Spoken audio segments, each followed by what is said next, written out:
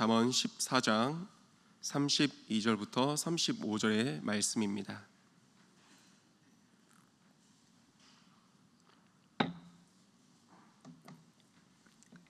잠언 32절부터 35절의 말씀, 우리 찾으셨으면 제가 한 절, 우리 성도님들 한 절 교독하면서 읽도록 하겠습니다. 제가 먼저 읽겠습니다. 악인은 그의 환난에 엎드려져도 의인은 그의 죽음에도 소망이 있느니라. 명철한 자의 마음에 머물거니와 미련한 자의 속에 있는 것은 나타나느니라. 공의는 나라를 영화롭게 하고 죄는 백성을 욕되게 하느니라. 슬기롭게 행하는 신하는 왕에게 은총을 입고 욕을 끼치는 신하는 그의 진노를 당하느니라. 아멘. 이 시간에 선택의 자유 그리고 선택의 결과라는 제목을 가지고 말씀 함께 나누도록 하겠습니다. 이번 주 중에 제가 담당하고 있는 우리 중등부 아이들이 교회에 놀러 왔습니다. 교회에 놀러 와서 자기들끼리 이야기하고 막 놀고 있는 모습을 보는데 그런 말들을 하더라고요. 이제 서로 대화하는 가운데 어떤 아이에 대해서 얘기가 나오고 막 그러는데 누구에 대해서 얘기할 때는 나쁘다 하는 그런 친구가 있고요. 또 어떤 친구에 대해서 얘기할 때는 좋다 그리고 착하다 하는 친구가 있었습니다. 듣다 보니 누가 나쁜 친구이고 누가 좋은 친구인지 어떤 기준과 구분이 있나 듣다 보니까 단순합니다. 나에게 잘해주고 자기에게 먹을 거 사주면 좋은 친구인 것입니다. 착하다 표현합니다. 그런데 자기에게 서운하게 하고 자기에게 아쉬움을 나타내면 옆에 있는 감자튀김 하나 뺏어 먹으면 나쁜 친구가 되더라고요. 근데 그 나쁘다 하는 친구에 대해서 또 듣다 보니까 자신이 이 말하고 있는 그 친구 자신이 구름 과자를 먹는 것에 대해서 잔소리를 막 하더래요. 구름 과자 뭔지 아시죠? 그 있습니다. 그 연기 나는 과자 있습니다. 네, 그 구름 과자를 먹는 것에 대해서 막 잔소리를 하더라는 겁니다. 하면 안 되는 행동이죠. 그리고 그 구름 과자를 먹는 그 모임이 있는데 그 뭐 공간이 있나 봅니다. 이제 그 친구가 거길 가니까 또 그거에 대해서도 막 걱정하고 잔소리하고 그러는 겁니다. 그러니 이 잔소리가 싫은 것입니다. 참견이고 간섭이고 잔소리고 그래서 싫은 거고 그 친구가 이제 나쁜 겁니다. 근데 이 옆에서 이 말들을 듣다 보니까 이 나쁘다는 친구 나쁜 친구인가요? 제가 듣다 보니까 이처럼 좋은 친구가 없더라고요. 친구들끼리 보통 그런 말들 서로 이제 서로 막 감정 상하고 의상할까 봐 안 하는데 이 친구는 자기가 얼마나 그 친구를 귀하게 여기고 아끼는지 그 친구의 그런 구름 과자 먹는 모습들 또 안 좋은 곳에 가는 그런 것들에 대해서 이렇게 얘기를 하고 잔소리하고 오히려 너무나 좋은 친구인데 오히려 이 친구에게는 교회에 왔던 친구에게는 그런 간섭하는 모습 그런 모습이 안 좋은 모습으로 또 참견하는 모습 나쁜 모습으로 보여졌나 봅니다. 한마디로 그 나쁨과 좋음의 기준점이 자기에게 있었고 자기에게 잘하고 못하고에 있었던 것이죠. 우리 성도님들께 한번 질문을 드려봅니다. 성도님들께서 생각하시는 악인과 의인, 좋은 사람, 나쁜 사람의 구분은 어떻게 되시는지 한번 생각해 보셨으면 좋겠습니다. 저도 그렇지만요, 우리 성도님들께서도 그래도 마음 작게나마 그 한켠으론 나에게 잘해주고 나와 친하고 내 편이고 내게 득이 되면 좋은 사람이라 여기고 착한 사람이고 그리고 오늘 말씀에 따라 의인이라 여기는 그런 모습이 마음이 그래도 조금은 있으실 것입니다. 반대로 나를 괴롭히고 나와 맞지 않고 내게 실이 되면 어떤 사람으로 여기기 쉽죠? 나쁜 사람, 악인이라 여기기 쉬울 것입니다. 물론 누가 들어도 누가 보아도 의인이라 할 수 있는 사람이 있습니다.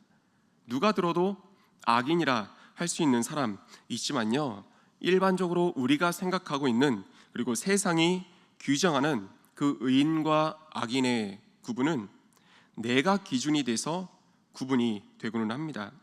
조금 전에 말씀드렸던 것처럼 나에게 잘하고 그리고 내 가치관에 맞으면 옳고 의인이라 생각됩니다. 근데 반대로 나와 다투고 내 가치관과 다르면 틀렸고 악인이라고 그렇게 쉽게 생각하고 판단하는 모습이 연약한 저와 우리들의 모습 가운데 있지 않는가 생각을 해봅니다.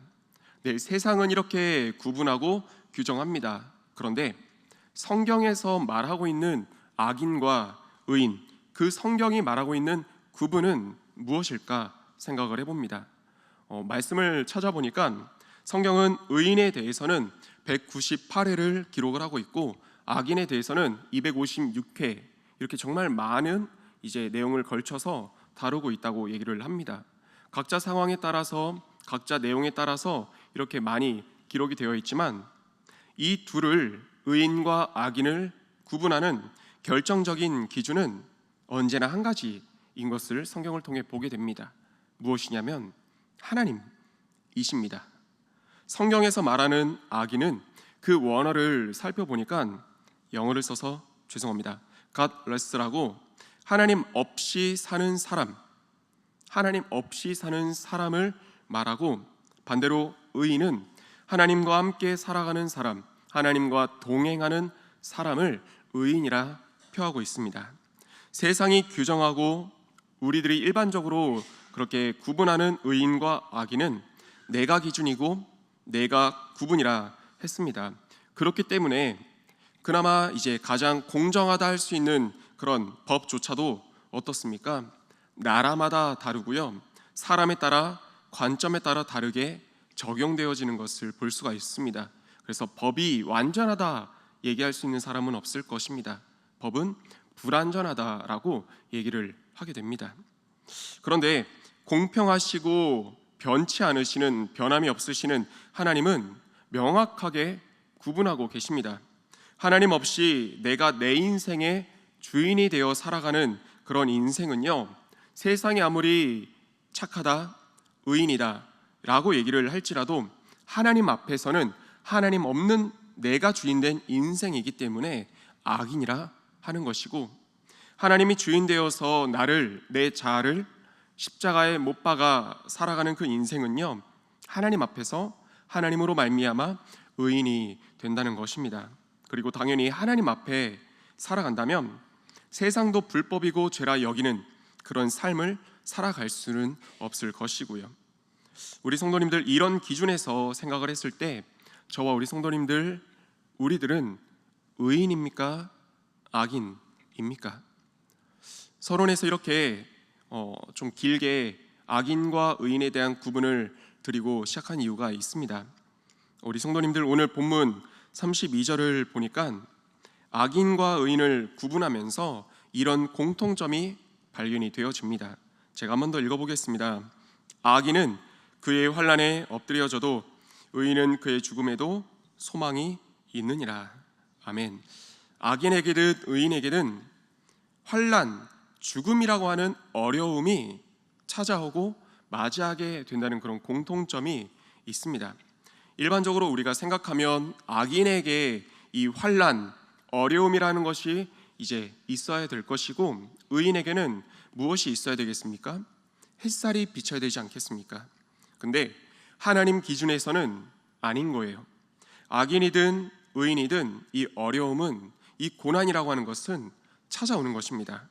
다른 표현으로 하나님 없이 살아가든 하나님과 함께 하나님과 동행하며 의인의 삶을 살아가든 어려움은, 그 시험이라고 하는 것은 찾아온다는 것입니다. 그런데 결정적인 차이가 있습니다. 시험, 어려움이 찾아오는 공통점은 있는데 결정적인 차이는요, 악인은 이 문제 앞에서, 환난 앞에서 엎드려지지만 의인은 환난 앞에서 오히려 소망을 얻어 일어서게 된다는 것입니다. 말씀을 통해 조금 더 본다면 구약에서 이 의인의 대명사로 불리는 한 사람이 있습니다. 바로 노아입니다. 성경은 이 노아에 대해서 이렇게 표현을 하고 있습니다. 창세기 6장 9절은 이렇게 기록을 합니다. 노아는 의인이요 당대의 완전한 자라.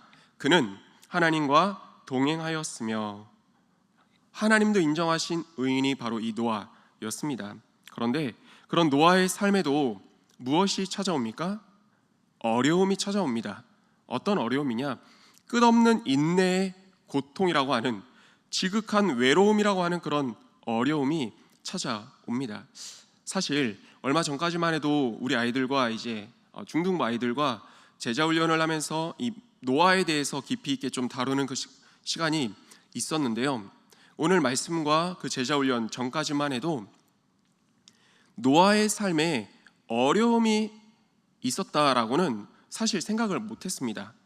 노아의 인생은 언제나 노아의 방주 이후 해피엔딩이라고, 그리고 그 자녀에 관련된 이야기들, 그렇게만 여기고 사실 생각을 했는데, 이번에 말씀을 준비하면서 노아의 삶에 굉장히 어려움이 있었구나, 녹록지 않았던 그런 과정의 시간이 있었구나라는 것을 새삼 깨닫게 되었습니다. 물론 노아의 인생은 해피엔딩입니다. 근데 그 과정이 있습니다. 어느 날 하나님께서 노아에게 말씀하시죠. 산 중턱에 배를 만들라고요. 근데 배가 어떤 배입니까? 아주 커다란 배입니다. 특별히 자료를 찾아보니까 오늘날 축구장의 약 1.3배 정도 되는 그런 크기, 길이라고 얘기를 하고요. 높이는 13.5m, 그러니까 오늘날 높이 약 7m, 건축 건물로 7층 정도 되는 높이의 이 배를 만들라고 하나님이 하시는 겁니다. 당시에 무슨 선박 기술이 있었겠습니까? 그리고 어떤 중장비가 있었겠습니까? 모두 다 누구의 손을 통해 이루어지는 것이죠? 노아의 손을 통해 이루어지는 것이죠. 그러다 보니까 특별한 기술, 특별한 장비, 그리고 이 커다란 배 만들어지기까지 학자마다 견해의 차이는 있는데 약 100년이라고 이렇게 잡고 있더라고요. 그러니까 100년 동안 노아가 혼자 이것을 만든 겁니다. 여기서 힘듦이 느껴지죠.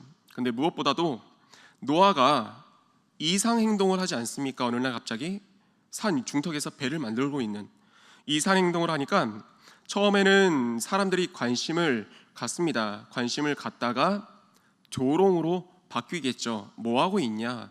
근데 그 조롱의 시간이 1년이 지나고 10년이 지나고 50년도 더 지나면서 이 조롱의 관심조차도 무엇으로 변해갑니까? 무관심으로 변해갔을 것입니다. 성도님들, 이런 말 들어보셨을 것입니다.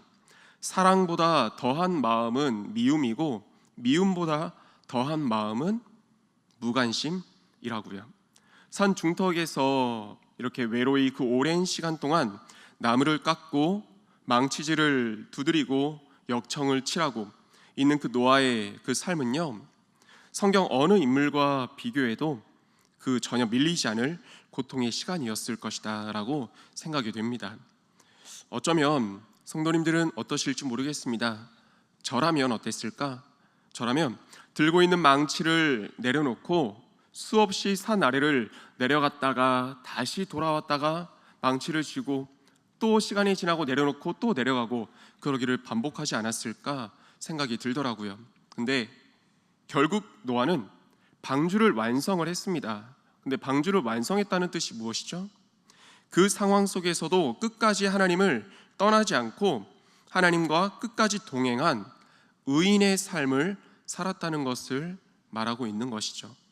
당시의 생각을 한다면 하나님의 그 명령 말씀이 얼마나 말도 안 되는 명령이었습니까? 마른 하늘에 이 커다란 이 배를 만든다? 근데 무엇을 의미합니까? 노아는 하나님이었기 때문에 신뢰하고 사랑하는, 언제나 함께 동행했던 그 하나님 말씀이었기 때문에 끝까지 사람들은 조롱할지라도 무관심할지라도 망치를 쥐고 끝까지 그 사명을 완수했다는 것입니다. 그래서 우리들이 알고 있는 그 결말 있죠.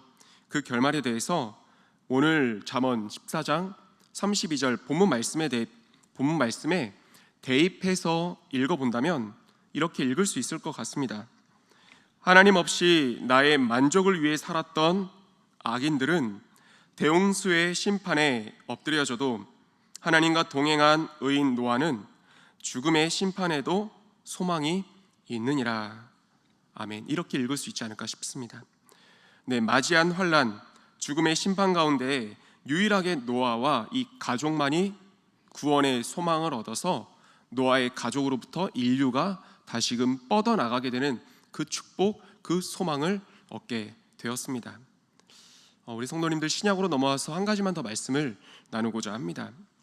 환난이나 어려움은 하나님을 떠난 악인에게도 하나님과 함께 동행하며 사는 의인에게도 임한다고 말씀을 드렸습니다.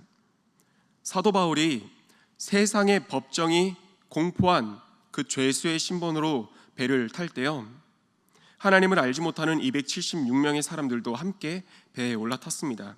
근데 항해하는 중에 갑자기 유라굴로라고 하는 그 광풍이 배를 요동치게 하는데, 죽음을 생각할 정도의 그 환난은 하나님의 사람이었던 바울에게나 하나님을 알지 못했던 276명의 사람에게나 동일하게 임하게 되었습니다.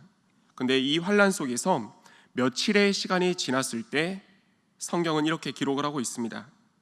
큰 풍랑은 그대로 있음에 구원의 여망마저 없어졌더라. 조금 더 쉽게 세번역 성경으로 이것을 말씀드린다면, 우리는 살아남으리라는 희망을 점점 잃었습니다 라고 기록을 합니다.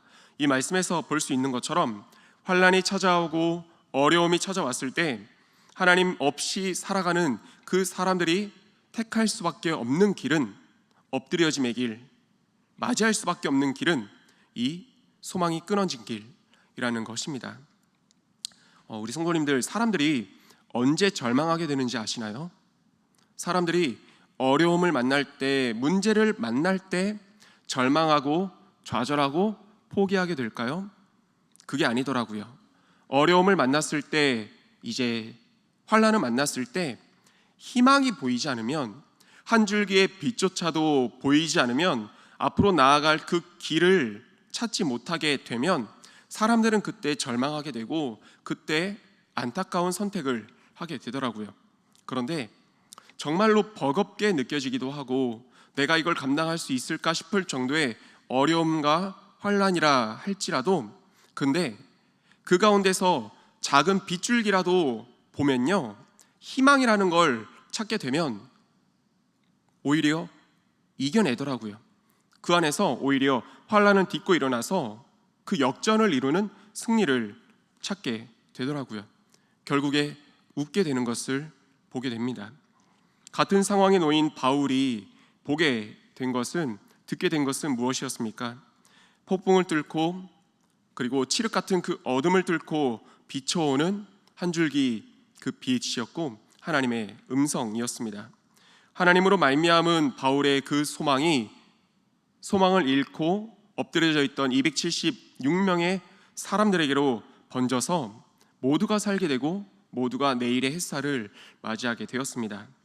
바울의 이 상황과 이 말씀 또한 잠언 오늘 본문 말씀에 대입해서 들여본다면, 바울을 죄수로 보던, 하나님을 알지 못하던 악인 276명은 환난 가운데 엎드려지나, 세상은 죄수라 하지만 하나님의 사람 의인 바울은 죽음 가운데서도 소망을 얻느니라 라고 이렇게 읽을 수 있을 것입니다. 말씀을 정리합니다. 우리 성도님들, 살아가시다가 어려움을 겪게 되고 또 어려움을 만난 그 시간들이 길어지게 되면요, 하나님과 동행하는 것을, 또 하나님과 동행하는 가운데 의인의 삶으로 살아갈 것을 포기하고 싶을 그런 때, 그런 마음도 갖게 될 것입니다. 왜냐하면 하나님을 믿지 않고 잘 살아가는, 정말 세상의 기준과 방법과 가치관에 따라서 잘 살아가고 있는 저들의 모습과 하나님을 믿음에도 불구하고 어려움 가운데 있는 내 자신의 모습을 비교하다 보니 수없이 그런 생각, 그런 마음이 들 수도 있을 것입니다. 그런데 우리 성도님들, 오늘 말씀을 기억했으면 좋겠습니다.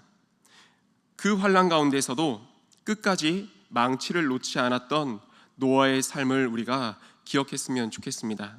매를 맞으면서도, 파선당하는 그런 아픔과 고난 가운데 있으면서도 끝까지 달려가기를 멈추지 않았던 사도 바울을 우리가 기억하고 우리가 본받았으면 좋겠습니다. 그리고 무엇보다 십자가를 짊어지시고 사람들이 내려오라고 조롱하는 그 손가락질 속에서도 내려오지 않으시고 죽음을 맞이하신 예수님을 우리가 본받았으면 좋겠습니다. 노아나 사도 바울이나 예수님이나 포기하지 않고 끝까지 하나님과 동행하는 그 삶을 선택했을 때 그 결과가 어떻습니까? 이들은 하나님을 믿는 것을 선택했습니다. 하나님 뜻대로 살아갈 것을 선택했습니다. 그 결과는요, 하나님께서 소망을 안겨주셨습니다. 사랑하는 우리 성도님들, 고난 중에서 결국에 승리를 이루시는 하나님을 끝까지 붙잡게 되는 의인 되시는 우리 은평의 성도님들 다 되시기를 소망하며 축복합니다. 그래서 내일을 기대하는 인생, 하나님께서 안겨주시는 그 소망으로 말미암아 미소를 감출 수 없는 우리 성도님들과 성도님들 자녀 손들의 가정의 모든 삶이 다 되시기를 주님의 이름으로 축원드립니다. 아멘. 그리고 무엇보다 우리에게는요, 문제라고 했을 때, 고통이라 했을 때, 환난이라 했을 때 궁극의 환난이라 표현할 수 있는 게 무엇이 있습니까? 죽음 아닙니까? 정말 실제적인 죽음이요. 세상은 죽음 앞에 두려워 떱니다. 그런데 우리들은요, 그 절대적인 고난이라고 하는 죽음 앞에서 웃을 수 있는 이유가 무엇입니까? 천국 소망이 있기 때문입니다. 우리만 죽음 앞에서 그 소망 얻어 살아가야겠습니까? 아니죠. 이번 가을 행복 축제를 하나님께 허락하신 이유는요, 죽음의 공포 속에서 떨고 있는 우리 주변의 가족들, 이웃들에게 예수 그리스도 복음을 전하고 하나님을 전함으로 말미암아 죽음을 이기는 그 소망의 미소를 띠게 하라고 하나님께서 우리에게 허락하신 줄 믿습니다. 그 사명 감당함으로 말미암아 우리들에게도 더 확신 있는 천국 소망으로 미소 짓는 그런 우리 성도님들 삶 다 되시기를 주님의 이름으로 축원드립니다. 아멘. 함께 기도하겠습니다. 이 시간 기도할 때 한 가지만 위해서 붙잡고 기도했으면 좋겠습니다. 하나님, 오늘 말씀을 기억하는 가운데 주님을 끝까지 붙잡고 살아가는 인생 되게 하여 주옵소서. 환난 가운데서도 소망을 일으키시는 하나님을 끝까지 믿고 신뢰하고 그 손 놓지 않고 살아가는 우리들의 삶이 될 수 있게 해달라고 우리 함께 주여 한번 외치고 통성으로 기도하겠습니다.